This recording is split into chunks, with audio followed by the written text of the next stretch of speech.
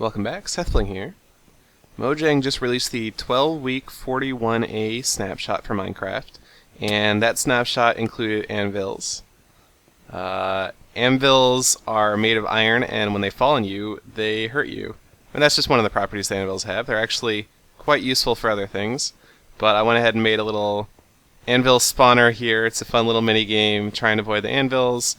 A single blow from these guys when they're falling from so high will kill you, so it's kind of fun to try and dodge through them.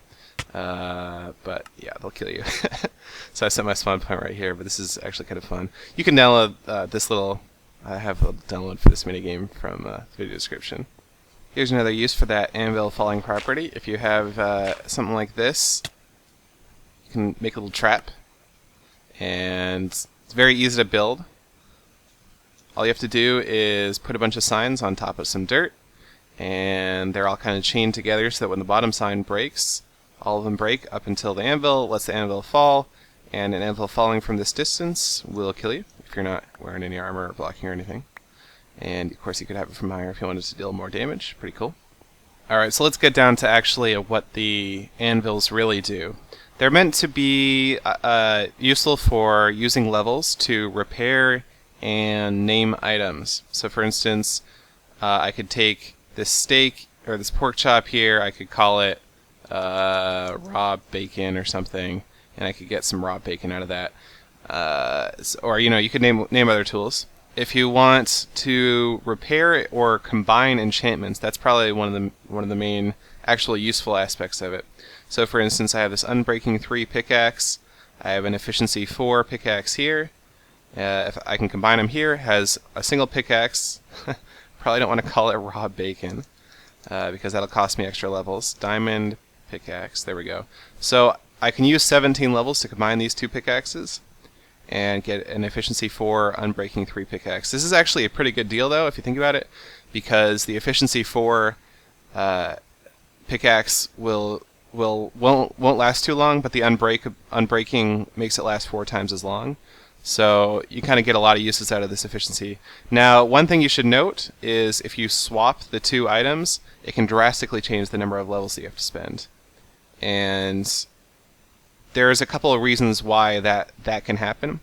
In this case, the main reason, well, there's actually two reasons. One is it kind of puts more weight on the first item in the list than the second item in the list. So Efficiency 4 is a better enchantment than Unbreaking 3, so that makes it cost more. And also this is a little bit damaged, so it's kind of adding the cost of repairing the first pickaxe to the level cost from this combination.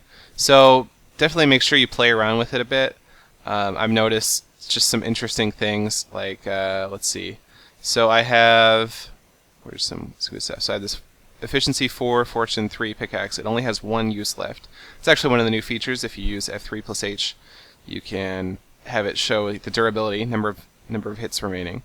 So if I use this and I just want to repair it using a full diamond pickaxe, it's going to cost me 36 levels. If I swap them out, it'll cost me 35, so just a small difference there. But it's kind of interesting. If I use a diamond pickaxe, this is a normal unenchanted diamond pickaxe, but it has one use left, and the result here is actually the same thing as if I used the full health diamond pickaxe, except the output pickaxe only has 158 uses. So even though the output is worse, it's still going to cost you more levels. And if I use this pickaxe here, similarly, it's going to cost slightly one more level than if I use the full pickaxe. Just kind of interesting properties. And if I switch them, so it's 36 levels. It's only 20 levels to do this because you're adding less durability to it. So yeah, it's something you need to play around with a bunch, but there's a lot of things to look out for when you're trying to figure out the best way to use the anvil to enchant your items and combine enchantments and stuff. But it's a really cool feature. Now, there's 3 different damage levels of the anvil. You can see this one's a little bit damaged and this one's very damaged.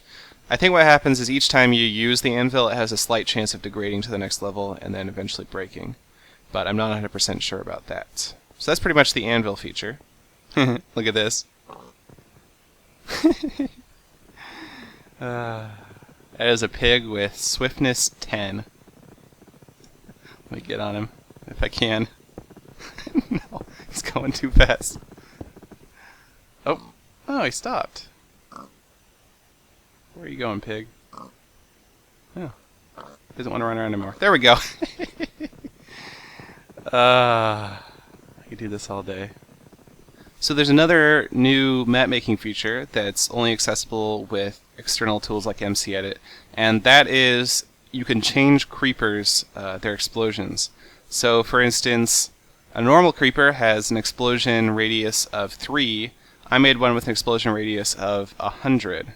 So it causes quite a bit more damage in kind of a peculiar pattern to the landscape. And if you look here in MCEdit, you can see it's kind of a much bigger blast underground than it looks like it is above ground.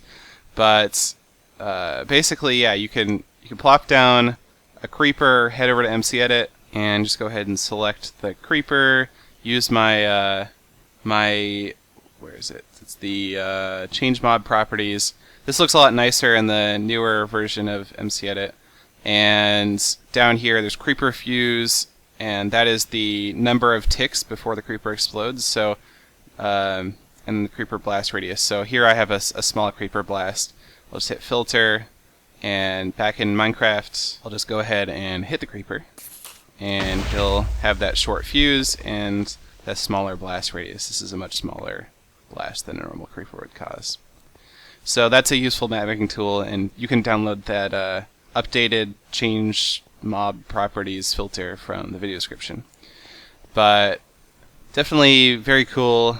This is like a much bigger blast than you would see from a lightning creeper, and I actually wouldn't recommend trying to do a blast radius of 100 if you're trying this out.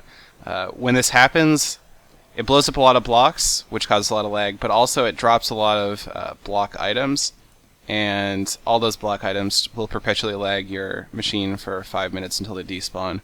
So yeah, I would really not recommend using such a large blast radius, but it's fun to play around with it still.